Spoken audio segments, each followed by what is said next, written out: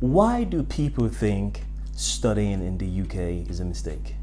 I see a lot of YouTubers that tell people, do not go to the UK to study. Don't do it. It's a mistake. Never ever go to the UK to study. Is this true? Is this correct? Well, you're about to find out. Stay tuned. You know the way I do it when I drop lyrical. Anytime I spit lyrical, philosophical. All the niggas mimical, but this fair still won't take it literal. Punchlines collateral. Maximum damage. Hello. YouTube. How are you all doing today? It's still your boy Fuse. How is my day going? I'm not gonna lie, guys, it's been a very horrible day.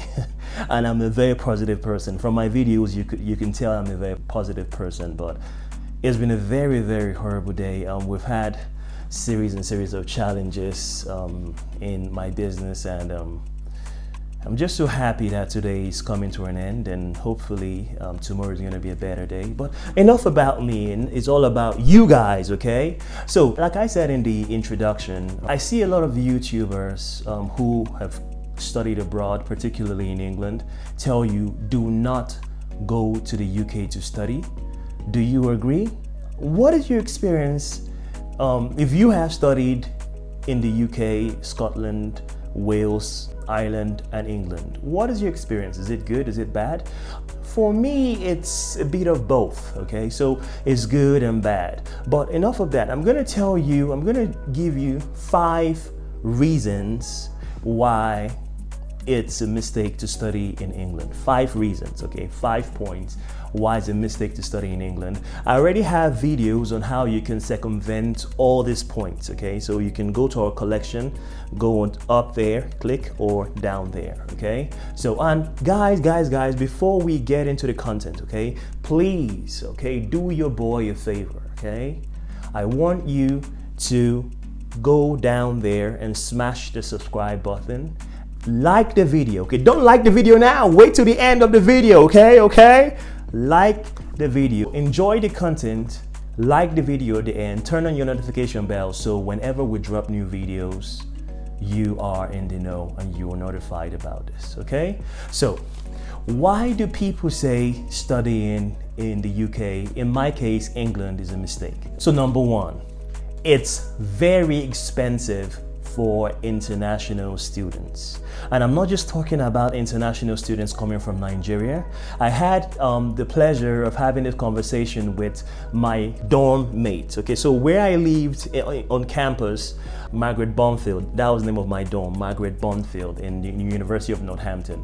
We had 5 Chinese, 1 Indian and 1 Nepalese, and they all said the same thing. It was very expensive to get to the UK, to get to England to study. In my previous video, I told you my tuition fee alone was £16,000, and this was in 2011. I just only can wonder how expensive it's going to be now. It's probably going to be more expensive due to inflation and all that. It's very expensive. At the time, I've said it in one of my videos. At the time, the cheapest school I found in England was the London School of Economics.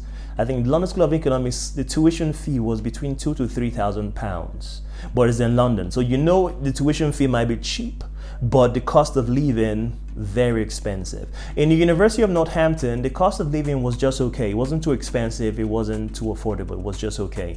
But the cost of studying for international students, I'm talking about tuition fees, is very, very, very high. What is your experience? Is your university very expensive? Can you leave a comment down below for people who are already studying in the UK? And for people who are planning on going to the UK to study, it depends on where you get your funding from. You could get funded by the state.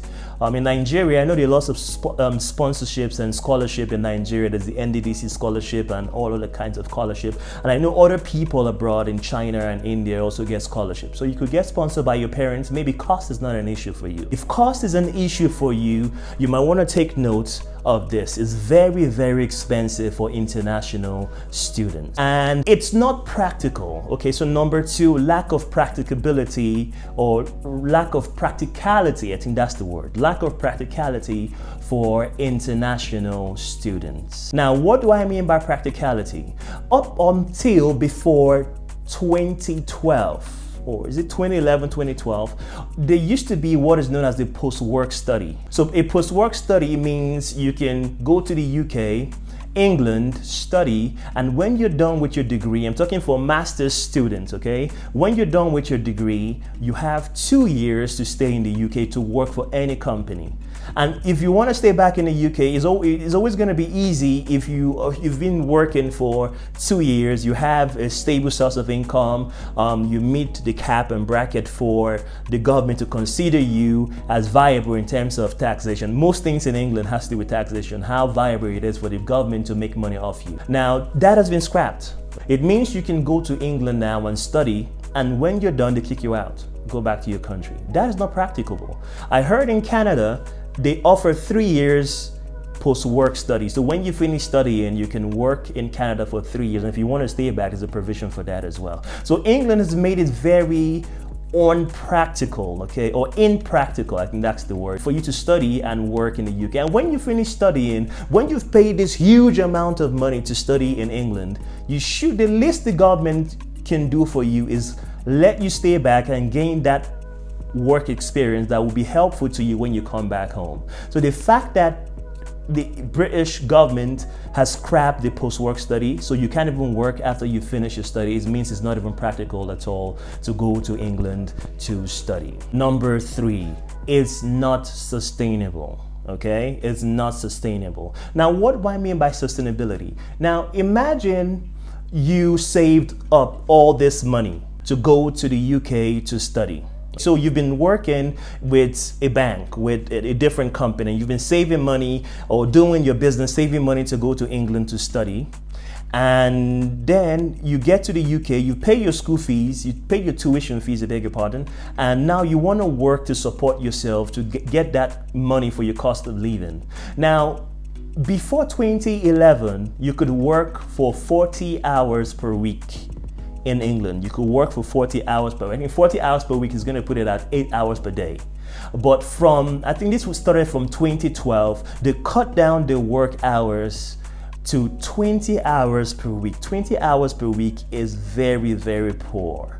It's very, very poor. The minimum wage in England, that's at 2013, was $6.23, I think. I'm not quite sure, give or take, maybe plus or minus 10 to 15 pence. And cutting down the work hours is just, I'm not quite sure, guys. I think the more I think about it sometimes, I start to think maybe the British government is deliberately trying to make studying in England or in the UK very, very untenable for international students, because the British pound is one of the most valuable currencies in the world. After the British pound is the euros, okay? So earning money in British pounds means you can even shop on Amazon US and get more stuff shipped to you in England for you to manage your life while studying in England. And to do this means you have to work. Like I said, I know there's some people who are privileged being sponsored by their country or being sponsored by their parents. This probably doesn't affect you guys because obviously the money is there for you to spend. But there's still that minor percentage of people who pushed themselves to come to England thinking, oh, I'm going to get a job to support my studies in England. Now, this cut down in work hours per week means it's going to be a mistake for this percentage of people to travel to England to study. What do you guys think about this cut in work hours? What do you think? Do you think it's okay? Do you think the British government are right, or do you think they have a right to cut down the work hours, or do you think it's just being, I don't know, selfish or a little bit wicked? What do you guys think? Let me know down in the comment section. So, number 4. civil challenges. What does civil challenges mean? Okay, why is this a problem? I know there's been talk about racism and stereotyping in the news. A lot of countries, in Canada, I know about the family in Canada, the Islamic family that were killed, the whole family wiped out by someone who was racist and all that. But I want to let you know that England is very, very racist. Okay, I'm not even throwing shades. I'm not trying to cast shades on England. I have lots and lots of friends in England. Love them to bits and all. But England is very, very racist. I had tons and tons of racial abuse on different occasions. I remember sometimes, I think when I went to England to study, I think maybe I was very liberal. Maybe that's why I didn't see a lot of things that happen as racism. But now that I'm older, have my family, thinking back, some things that happened in England were so racist it hurts. I remember a particular time when the company I worked for, the company divides the workforce into teams. So we had this out function, my team had this out function. We decided to pay a visit to one of our colleagues in the same team. I remember the guys in my team and the girls in my team said something like, oh, black guys have very big, down below. And, oh, Fuse, why don't you take down your drawers, take down your shorts, take down your pants and show us your, you know what I mean? And then it was all joke, it was all fun, we're all laughing. But many years later, thinking about it, it struck me that they were stereotyping black people. And maybe it's nothing, okay? Maybe this is nothing, but I'll leave it to you to decide whether it's stereotyping, it's being racist. And I also remember an incident that happened to me while I was working for a charity company. Okay, so it was a company that had to do with raising funds for charity. Okay, so we had a campaign at the time. We were trying to raise funds for the British Heart Foundation. So we went door to door soliciting funds from people to donate to this charity. I remember a very, very bad incident. I think this happened in Earls Barton. There's a part of Northampton called Earls Barton. So we went out there, my team, normally share you into a sub team of 2 people or 3 people. You go and you conquer a particular area. That's the slang. That's the word. Okay, conquer. That's the jargon. I think that's what it is. Conquer a particular area. So I knocked on this man's door. He opened the door. He was polite enough to listen to me. That's the thing that blows my mind. He didn't even tell me, go, leave my house, get out of here, stuff. No, he listened to me. And after I told him about the amount of people that suffer from heart diseases, that have cancer, how he's going to be changing the world, helping people in distress and stuff like this, look at what he said after. He asked me, what country are you from? I told him the country. He said, how did you get to England? I wanted to answer, but he didn't even let me answer. He said, did you get here by ship? Did you get here by train? Did you get here by plane? Did you get here by horseback? Did you get here by wagon? He just said, listen, these ancient ways in which slaves were taken or traded overseas. And he said, however you got to this country, we don't want you here. Get out of here now. Get out of our country. We don't want your type in our country. Get out of our country. And I was still standing there like I was dumbfounded. I was like, what am I hearing? What is my ears? Is this impossible in the 21st century? I was trying to process it. My man entered the house. I thought he had gone. I thought that was the end of it. He opened the door, the biggest dog in my life. The biggest dog. I kid you not. I'm not lying to you. Guys, no be lie, they lie to. Now, this is true. The biggest dog in my life ran out of this house and jumped on me. I was screaming. Guys, I was screaming. I kept screaming, help me, somebody who is there. It might be funny now, okay? It might sound funny now, but at the time, I felt this is the end. This is it. My parents sent me abroad to go study, and I'm here, I'm gonna die. This is it for me. I was scared, okay? In fact, eventually when I had to leave that company, I was happy. I was like, that chapter is gone. Okay, so the worst non-repentant racists are found in England. There's a movie called, I think it's called Green Street Hooligan. If you have time, very old movie. If you have time, watch this movie. You understand how violent some racists in England can be, okay? So you need to take note of this. This is one of the reasons why going to England to study is a mistake. Number 5, very rigid and lack of flexibility while working, okay? It's very rigid and lacks flexibility. So say for example, you want to go to England to study, but you want to work. It's very hard finding the right job. It's easy finding warehouse jobs, factory jobs.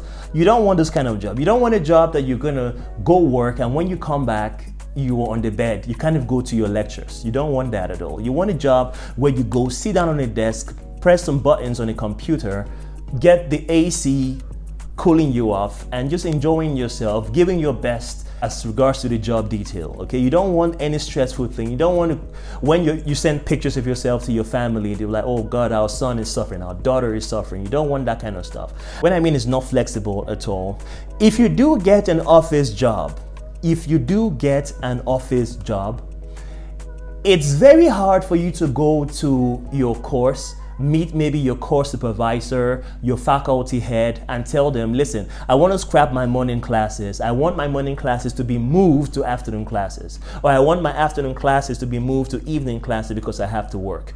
The schedule is fixed. If all classes for all international students on your level, masters or whatever, are in the morning or in the afternoon, you have to go to classes at that time. I realized that when I went to study in England, I did it different from everybody else.